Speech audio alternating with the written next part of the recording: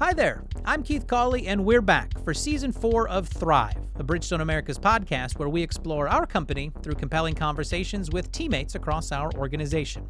Now, if you've been a listener through the first 3 seasons at all, you've hopefully been introduced to the Bridgestone E8 Commitment, which is our global corporate commitment guiding specific contributions that Bridgestone will make to a more sustainable future. Now, here in Bridgestone Americas, we're delivering on that Bridgestone E8 commitment by following our North Star framework, which you will remember is the roadmap for what we do and how we do it in our region, focusing on 4 pillars: our foundations, our vision, our business, and our team. And now we take a look to the future, and it's time to introduce the voice through which Bridgestone will communicate these initiatives. Today we talk to Sara Correa, our Chief Marketing Officer at Bridgestone Americas, to discuss the launch of What Really Matters as the next chapter in the story of the Bridgestone brand. You'll soon see it in content and creative found on television, social media, and channels beyond, but don't call it a marketing campaign. It's a behavioral platform designed to show through actions, not advertisements, what really matters to Bridgestone. We hope you enjoy this conversation.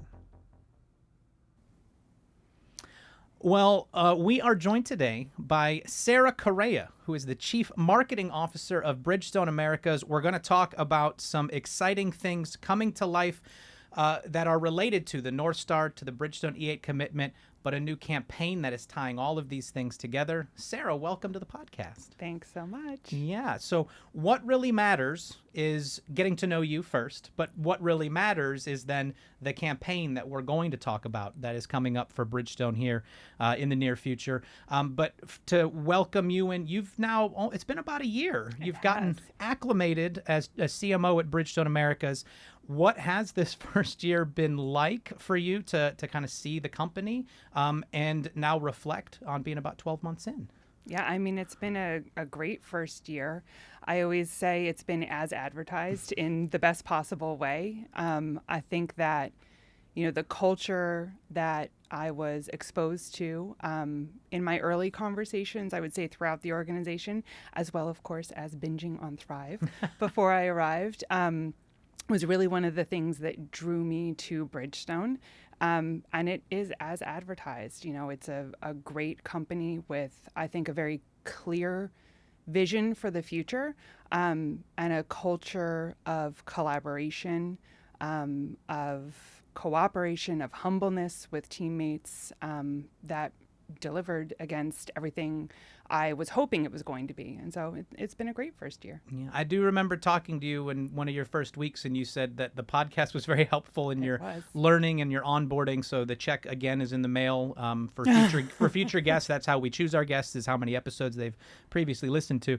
But before Bridgestone, coming in last year, what was your career path journey that brought you to Bridgestone? What's been a little bit of your background? Sure. So my entire background has always been in B2B marketing and always in kind of that STEM space. It really started with, I would say, associations in research and specifically experimental biology, leading some marketing work for their meetings and conferences. That was my first sort of marketing role out of college. From there, I moved into a marketing role with a national firm of forensic engineers, architects, scientists, and fire investigators. So that was not quite CSI level cool, but like a lot of figuring out when something goes wrong. So whether it's property damage or somebody's injured, who's liable. And that organization was going through, I would say, significant growth in terms of geography expansion, but also a transition from being really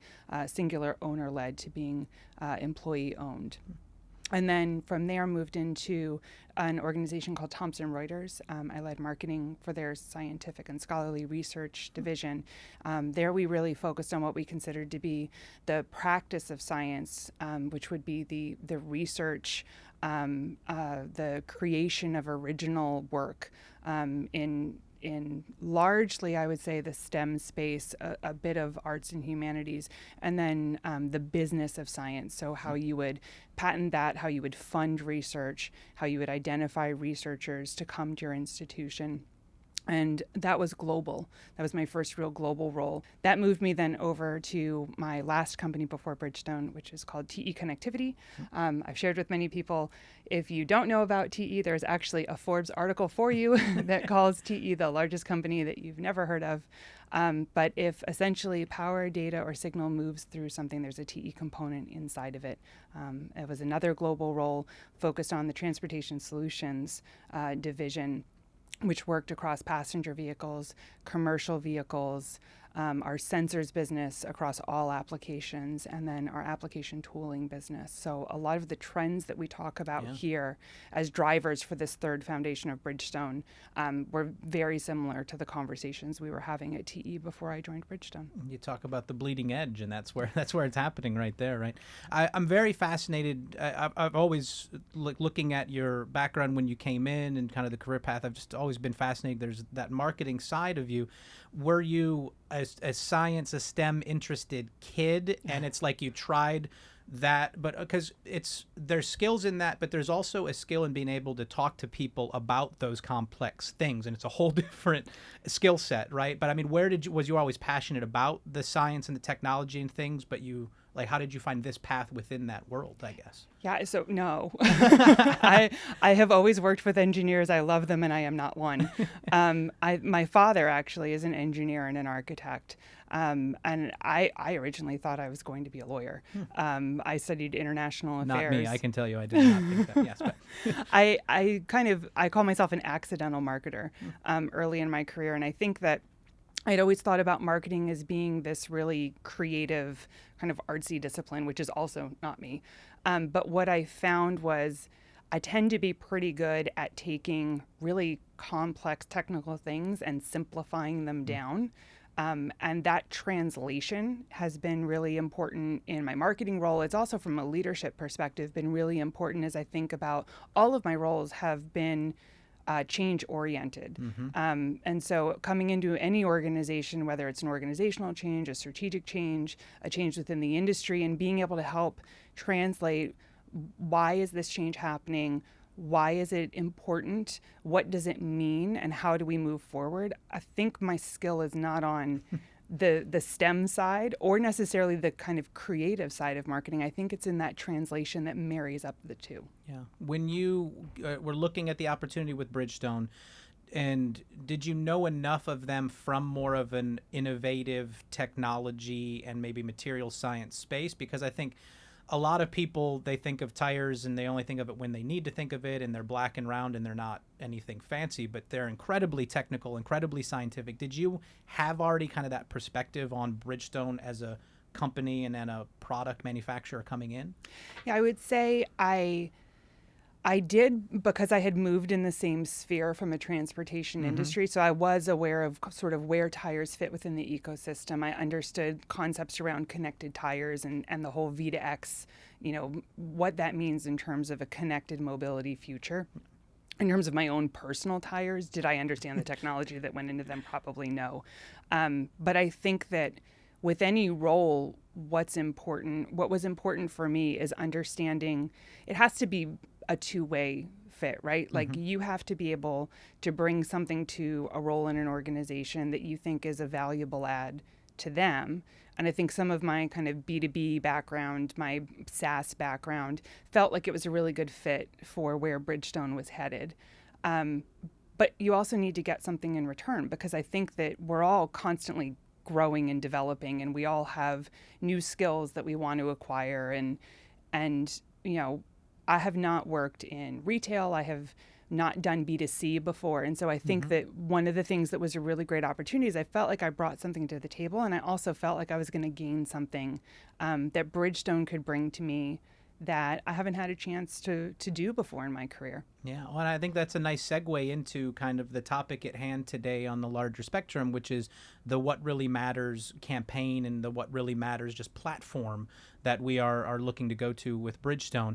And so we talked, for listeners of the podcast, we had Philip Dobbs, who was your predecessor as CMO. We had Elizabeth Lewis, both on in our second season to talk about the journey of the brand, right, of Bridgestone and Firestone, and just what history is there and where that story comes from.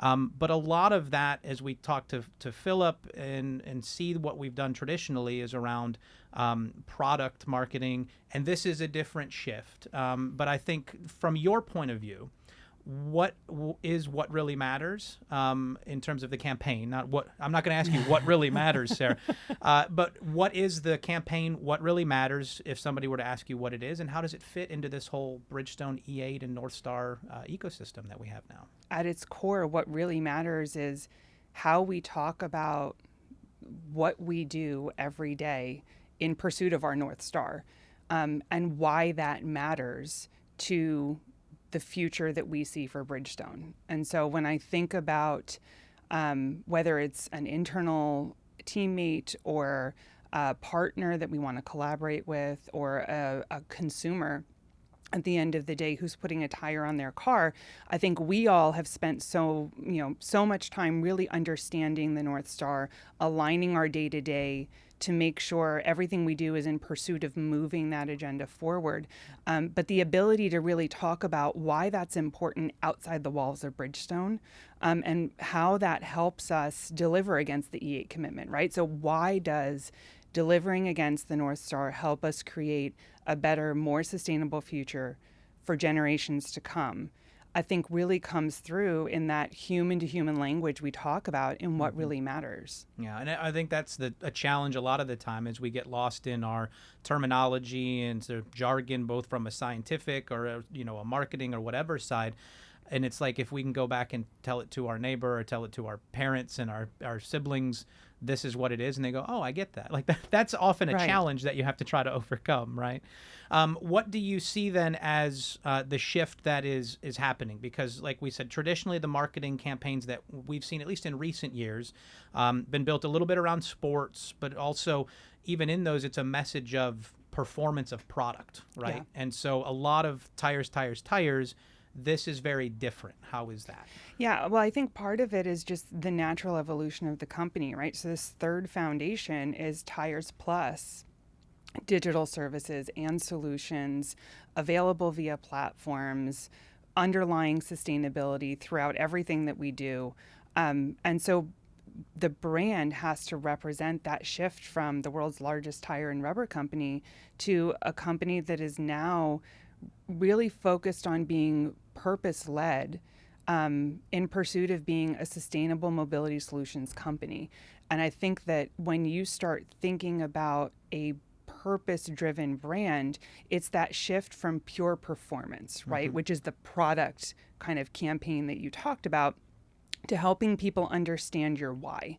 And the totality beyond kind of speeds and feeds is what we used to talk about it in a SaaS world, of not only the benefit that your product delivers, but the impact that has on whoever is consuming it. Again, whether it's a teammate understanding why Bridgestone is a great place to work and how it's going to grow their career. It's an investor choosing to invest in Bridgestone over another stock.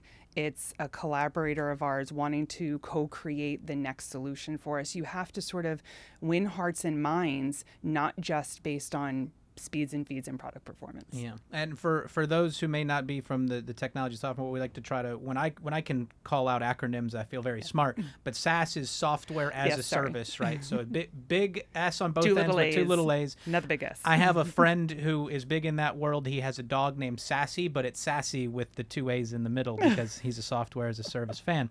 But for that reference there for people. And that's an interesting thing, right? And I've heard E and some others refer to it more as a they don't want to call it a marketing campaign, right? It's a behavioral platform. So we're learning our language, which really drives what you just said, which it's purpose driven, right? What are the behaviors this campaign will drive, as opposed to the products we're pushing people to buy, right? Yeah, and I think what's really great about thinking of this as, because words matter, and the difference of an ad or a campaign is it's a moment in time. And they're beautiful, and we're still going to create beautiful ads. But thinking about what really matters as a behavioral platform, we're doing a lot of this work today. This is really about how we tell the stories of what our teammates are doing, the products that we're developing, the digital solutions that we're building. how do we bring those outside the walls of Bridgestone and talk about why it matters to our customers, why it matters in service of the North Star and E8. And so the idea of a platform is really making sure what we're focused on is showcased to the world. Yeah, and I think you've mentioned there's different audiences in that. We're trying to win hearts and minds and get people acclimated to and feeling good about who we are and what we're doing. But like you said, the B2C, that realm that you're coming in, is where I think most people have seen, unless you work in the commercial space or work in one of the other areas, the B2C is where the larger swath of people know Bridgestone, right? From seeing commercials and seeing digital and social media. But this is not just a pure B2C. Like when we say a marketing campaign or a behavioral platform, this is not just a B2C platform, correct? No, exactly. And I think that's where the positioning and sort of the segmentation of our audiences becomes so important. And that's another thing that'll be different, I think, compared to my understanding of how previous ad campaigns, for example, have rolled out, is this is a very targeted approach, because the what really matters differs by audience, right? So what really matters to a small fleet is going to be different than what really matters to a dealer or a consumer that walks into one of our BSRO stores. And getting that message right and making sure that that content shows up in the right channels. You know, a large fleet has a whole buying committee around decisions when we're talking about tire plus data connectivity, service through a digital platform that connects to an ecosystem of other partners. And the way that we tell that story, where we tell that story, and the value at the end of that story for that customer is very different than a person who's putting tires on their car or going in for an oil change. Yeah. Well, and I think too, like listening to Paolo on the Bridgestone E8 Commitment conversation that we did a little bit ago, and he was saying that the why of the E8 commitment, why it's important, is in part because of the stakeholder ecosystem that we now are working in the world around us. A lot of people are wanting different things, and those are consumers, those are partners, those are customers, those are innovation, potential co-creation opportunities, and investors and the like. So you can't really omit any of those audiences now in the current world. Like, you have to find a way to reach all of them. Is that accurate? I think absolutely. And that's where a bit of, the way that this marketing organization is structured is what I call the hybrid model, right? So we've got this center of excellence that really cares for the enterprise needs. And then we've got marketers in each of our businesses who are embedded in their products and their customer needs and their customer segments. And I think part of the change and rollout plan for this campaign or platform, as opposed to probably historically, is that everything that we do is through the lens of what really matters, which means the way that we position commercial tire solutions to fleets is going to be done through what really matters, but it's deeply focused on that segment of customers. We have the consumer replacement team already in market talking about what really matters for DriveGuard Plus. And I think that the ability to tailor those conversations to the right audience based on what we know about them and how they move through Bridgestone is what's really, really important. And I think there's a little bit of an example in there, but as you look at that ecosystem, we've heard, obviously, as we've talked about the acquisitions like Azuga, or the investments like May Mobility and Kodiak and Tyrata and others, and even just what we're doing with Waiuli and some of our other project work streams. What are, I guess, some examples to you of what really matters coming to life as the voice, like you say, of Bridgestone E8 Commitment or North Star, right? Yeah, I mean, I think you just listed a whole bunch of really great examples. I'm good. I've got them memorized. We've kept them quite on stock, yes. I think when we're doing this right now, we're on the heels of Music City Grand Prix. And so to not think about racing as a great example, for any teammate that doesn't know, our new Waiuli race tires made their debut at the Indy 500 in the Pit Stop Challenge and are now going to be the alternates in the Music City Grand Prix race. And so you think about being able to show sustainability in action, and that historic link we've always had of using our motorsports platform as sort of a proving ground for new technology, what really matters there is how we think about sustaining the sport that we love, which of course is motorsports and racing, but then bringing that to the rest of our portfolio. We have similar partnerships with the Predators here through the CORE program, with our Adaptive Athletes partnership, how we can leverage some of these marketing platforms, which historically, again, had been about brand recognition and reach around product performance, to really focus in on how are we creating opportunities, if not for product innovation in racing, for equitable access to opportunities for underserved communities, so that it is, of course, brand is important and reach is important, and our sports partnerships give us a platform that is perfectly suited to that, but in pursuit of what? It's in pursuit of creating something better in the world for the communities where we live, where we work, where we move, where we play. Yeah, and I think the content that I've seen, right, that tagline really lingers on. It's what really matters is not, necessarily things currently for the world around us, but getting generations. It's not getting us down the road, but generations down the road. So building that impact that lasts and is positive. And I think you can start, when people start to see it, that all the things you're saying will hopefully start to connect and make a little sense. Sustainability is a word, obviously, that we've talked a lot about in these conversations, but you've mentioned it a couple of times. And, sustainability is a word that can be buzzwords to some people. I think we've done a job of trying to explain it in detail and in specifics to our listeners. Paulo obviously is passionate about it and he tries to articulate it. But when you talk about a campaign or a platform like What Really Matters, how do you make sure that the people that are, like say for B2C and consumers watching, they hear sustainability and they get beat over the head with it, and it may be very vague in general. How do we make sure that the people on the receiving end of this message, when it's focused on sustainability, it doesn't just become we're doing it because we feel we have to and everybody else is doing it kind of thing? Yeah, I think, I've had a lot of conversations sort of with other marketers around, I think, the opportunity, but also the risk there really for brands, right? Because you're right, everybody right now is purpose-driven and committed to sustainability. And I think the real risk for a brand is how do you do that in an authentic and ownable way so that you don't come across as greenwashing? It's not like buy this pen and make the world a better place. How do you really carve out? It's a really lovely good pen, Sarah. I don't know if you've seen the pen. It is beautiful. But I think this is actually where a lot of our frameworks, I think, give us credibility, right? So you think about something like the North Star and E8. And again, what really matters is just bringing that language to the world in a more human-to-human way.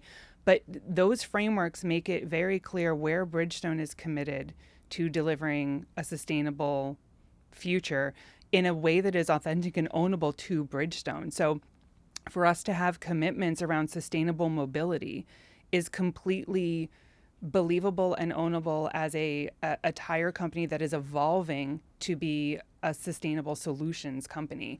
And I think that that's really what brands need, is to figure out for these anthem sort of missions, how do you carve out a place that you can be authentic, that you can deliver, and that you can show progress against, so that you win hearts and minds, you don't alienate people along the way. Yeah. Well, I mean, this has to be exciting, right? I mean, of course. But I mean, for you, like, to see this these things don't happen in a couple of weeks. I mean, these are months and potentially a lot of times years of research and work and trying to point things into the direction to come together. And now it's about to launch for people, or people are starting to see it trickle out in different areas. I mean, how's the feeling? It's got to be exciting. And why do you come to work and do this every day? Like, what is it about marketing and this opportunity to do the things that you're laying out? Like, it's got to be very exciting. It is. I think, number one, I'll go back to, I've always been in change-oriented worlds, and this is a massive evolution that we get to take our organization and our partners and our customers on. And so I love that sort of from to process. More importantly, marketing, we are storytellers, and storytelling goes back like to the beginning of human society. We're got sounds and rocks and things to draw on walls. Right? Exactly, right? Yes. Like it's how we retain information, it's how we share information through generations, it's how we create connections. And so to be in a position where your job is telling stories that connect with people, and your job is to do that for two brands that have such, I would say, not even just strength from a corporate perspective, but like important places in history. There's a responsibility that is really humbling and energizing at the same time. Yeah. Well, when we talk about that history of, the impact and, like you said, the authentic nature of the stories when we say these things, and comes from the founders and comes from the foundations, and it helps go a long way. I'm now worried that most people are going to describe me as a guy who makes sounds, has rocks, and draws on walls, unfortunately. So we'll have to see if we can get that edited out of the podcast. But where will people start to see this, or are already seeing this at this point? When we talk about marketing campaigns in the past, we've got our TV commercials and we've got social media, but where will people start to engage in this? Yeah, it's already starting to make its way out. So I had mentioned, the consumer replacement team has done an amazing job sort of introducing this with their product launches. It will be, I think another big shift that's happening in marketing is we used to think about ad content, TV content, digital content, social content. The reality is it's content. And how people are consuming content is changing so much that it will be across all of our channels, but it will happen in phases. So it'll be synced to product launches by business units. We'll be really focusing a lot on our sustainability story, on our digital innovation story, and on our people story. When you think about employee value proposition and talent acquisition and teammate, engagement. And so you'll see it on social channels, you'll see it on our new TV ads, you'll see it through our sports activations, and you'll see it inside the walls of Bridgestone as well. Yeah, well, it's an exciting time. Paulo always says all of this change, all of this bright optimism for the future and what's happening. And we've said this becomes the voice of that, right? How we talk about it, how we see it lived through the North Star, through the E8 commitment. So we'll look forward to learning more, to feeling more, the hearts and minds coming together, right? But appreciate the time, the perspective, Sara, to kind of give us a high-level overview of it and a little bit about you and your background. We're happy to have you at Bridgestone. Thanks for having me. Yeah. You may have already seen some of the What Really Matters content trickling out as you watch TV or scroll through your social media feeds. In focusing on our actions and impact, we're hoping to connect with people beyond the performance of our products and truly communicate the purpose that our company has behind the Bridgestone E8 commitment. There's certainly more of this to come as well as the platform rolls out, but you can start to learn on your own by going online to whatreallymatters.com. And, of course, if you're also online or exploring on your media channels, you need to catch up on anything here with the Thrive podcast. You can find every episode of our first 3 seasons available wherever it is you listen to podcasts. Of course, you can also watch episodes from season 3 forward on the Bridgestone Americas YouTube page. And wherever you hear us, feel free to give us a rating, a review, and tell us how we're doing. Or you can always send a question as well, an episode idea, or feedback via email at thrivepodcast@bfusa.com. Thanks for listening. I'm Keith Cawley, as always, telling you to keep on keeping on. And remember that at Bridgestone, today, tomorrow, together, we thrive.